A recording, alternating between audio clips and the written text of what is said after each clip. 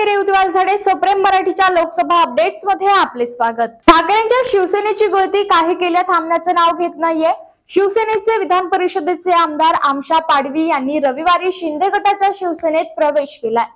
पाडवी यांनी शिंदे गटात जाणं ठाकरे गटाला फार महागात पडू शकतं। त्यांनी 2 दिवसांपूर्वी आपल्या समर्थकांची बैठक घेतली।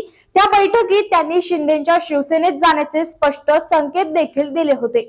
आमशा पाडवी यांनी आपला निर्णय सांगितल्यानंतर अनेकांनी त्यांच्या भूमिकेला पाठिंबा देखील दर्शवला। ठाकरेंची साथ पाडवींनी का सोडली याबद्दल देखील अनेक चर्चा राजकीय वर्तुळात रंगत होत्या।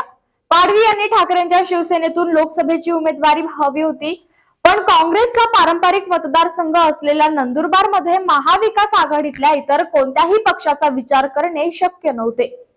याच पार्श्वभूमीवर महाविकास आघाडीने पाडवी यांना उमेदवारी देण्यास स्पष्ट नकार दिला आणि त्याचमुळे शिंदेच्या शिवसेनेत पाडवी यांनी प्रवेश घेतला अशा चर्चा आहेत। आदिवासी पाड्यातील एक सामान्य माणूस असलेल्या पाडवी यांना ठाकरेंनी विधान परिषद पदनियुक्त केलं होतं आणि पाडवी यांनी आता शिंदेच्या शिवसेनेत प्रवेश केलाय।